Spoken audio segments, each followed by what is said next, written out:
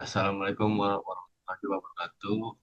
Perkenalkan nama saya Asmial Makarim. Di sini saya ingin menjelaskan analisis tentang besar pemrograman ya. Pertama, ini hasil codingan saya.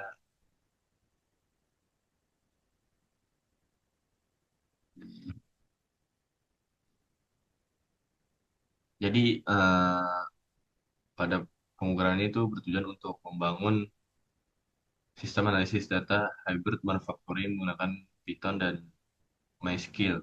Terus juga dataset diimpor ke database, kemudian dilakukan analisis menggunakan query SQL dan divisualisasikan menggunakan Matplotlib serta Seaborn ini. Terus juga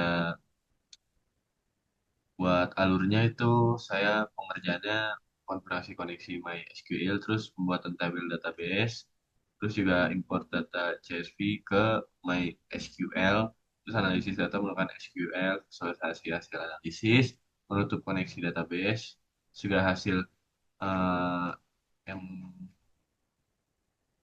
ini langsung ke hasilnya nih.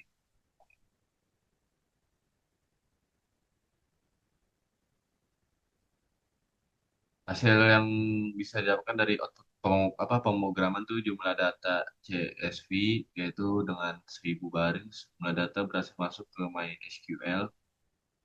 Terus juga hal ini tuh menunjukkan proses ETL atau extract, transfer, load berhasil dilakukan tanpa kehilangan data. Terus langsung ke ringkasan data sini. Tidak, tidak terdapat data kosong pada variabel material use maupun energi consumption sehingga kualitas data cukup baik sebanyak 129 pekerja. Sebelum melakukan actual start yang mengindikasi adanya pekerjaan yang masih tertunda gagal jalan atau belum dimulai. Juga analisis grafiknya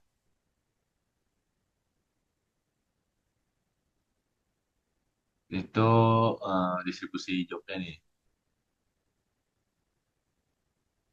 Grafik ini itu jadi digunakan untuk mengetahui kondisi produksi secara umum. Jika sebagian besar pekerjaan status completed, maka berarti proses produksi berjalan dengan baik. Juga namun terdapat cukup banyak status file atau delayed, perusahaan perlu melakukan evaluasi terhadap proses produksinya. Analisis gambaran grafik juga nih. Grafik ini tuh membantu mengetahui operasi mana yang paling sering mengalami kegagalan maupun keterlambatan. Yang ketiga juga mesin dengan konsumsi yang paling banyak gitu energinya. Terus juga memiliki biaya personal yang lebih besar. Sebaliknya mesin dengan konsumsi energi lebih rendah menunjukkan efisiensi energi yang lebih baik. Sudah yang keempat. Ini apabila pekerjaan yang gagal memiliki processing time lebih lama dibanding pekerja yang berhasil, maka waktu proses kemungkinan menjadi salah satu faktor penyebab kegagalan produksi. Jika ini masuk ke kategori grafik visualisasinya ini tuh membantu gitu. Terus juga korelasi heat map-nya menunjukkan hubungan antar variabel numerik. Terus jadi kesimpulannya tuh seluruh data SQL ini berhasil sampai diimpor. Maksudnya seluruh 1000 data berhasil diimpor ke MySQL ini tanpa kehilangan data. Kualitas data cukup baik karena hampir tidak terdapat nilai kosong, maksudnya 129 data yang belum memiliki aktual start. Juga analisis variasi membantu mengidentifikasi hubungan antara variabel sehingga perusahaan dapat menentukan strategi peningkatan efisiensi produksi kombinasi Python, MySQL, Pandas, Matplotlib, dan Seaborn. Berhasil menghasilkan sistem analisis data yang mampu mendukung pengambilan keputusan pada proses hybrid manufacturing. Juga dari hasil analisis data disimpulkan bahwasannya sistem yang dibangun berhasil mengintegrasikan data MySQL dengan Python untuk mengolah dan memvisualisasikan data produksi. Informasi yang dapat dihasilkan dapat dimanfaatkan sebagai dasar evaluasi performa mesin, efisiensi energi, serta peningkatan kualitas proses produksi sehingga mendukung pengambilan keputusan yang lebih efektif. Ya, jadi di sini makalahnya untuk menganalisis dan visualisasi data hybrid manufacturing menggunakan integrasi Python dan MySQL ini. Eh, jadi itu integrasi Python, MySQL, NumPy, Pandas, Matolib, dan Seaborn untuk menganalisis data produksi hybrid manufacturing. Jadi sini ada agenda pembahasannya dari poin yang pertama itu judul dan tema simulasi, kedua tujuan simulasi, dan yang ketiga pembahasan kode program, keempat hasil simulasi dan visualisasi, terus yang kelima kesimpulannya. Jadi di sini judulnya tuh tadi analisis dan visualisasi data hybrid manufacturing menggunakan integrasi Python dan MySQL. Jadi simulasi itu berfokus pada pengolahan data proses produksi hybrid hybrid manufacturing, sistem yang menggabungkan proses konvensional, grinding, lathing, milling, drilling, dengan proses manufaktur aditif atau 3D printing yang dipantau dan dianalisiskan basis data serta pustaka pengolahan data. Datanya ini ada ada Python, ada MySQL, ada Pandas, Matplotlib, dan Seaborn. Tujuan simulasinya ini yang paling pertama mengimplementasikan koneksi Python, MySQL, atau XAMPP-nya tuh untuk mengelola data produksi. Yang keduanya, melakukan proses ETL, membaca CSV dan mengimportnya ke tabel rasional MySQL. Ketiga, melakukan eksplorasi analisis data dengan bidang pandas. Yang keempat, memvisualisasikan data dengan Matplotlib dan Seaborn untuk interpretasi pola. Yang poin 5 mengidentifikasi korelasi antara variabel numerik melalui heat map-nya ini. Terus yang keempat menjadi kesimpulan sebagai dasar pengambilan keputusan manajemen produksi. Alurnya dari yang pertama tuh ada CSV datasheet, terus ada juga import MySQL, query dan feed, terus analisisnya, terus sama visualisasinya dengan 7 grafik. Terutama ada kode program yang pertama ini library dan konfigurasi. Tahap awal mengimpor seluruh pustaka yang dibutuhkan CSV, membaca berkas CSV, NumPy, dan Pandas untuk pengolahan data atau Matplotlib dan Seaborn untuk visualisasi, serta MySQL ini konektornya untuk koneksi ke basis data MySQL pada server lokal. Terus masuk ke dari import CSV ke MySQL, data CSV dibaca per baris dengan validasi jumlah kolom dan konversi nilai kosong menjadi nol. Tabel dikosongkan truncated terlebih dahulu agar tidak duplikat, lalu 1000 baris dimasukkan sekaligus dengan FBN. Simpan dengan komit. Terus yang ketiga ini ada fungsi analisisnya ya.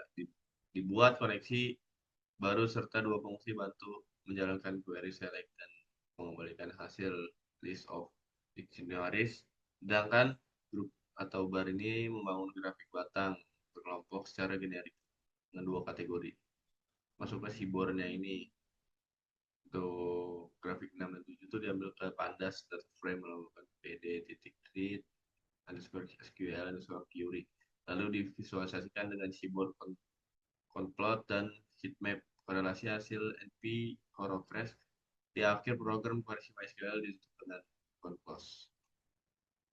Ini ada hasilnya ya.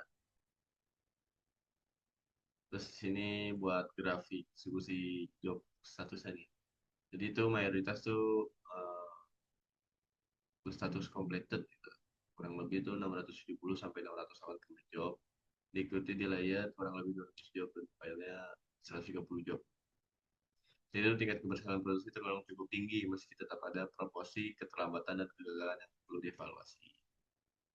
Sini masuk ke status job per job.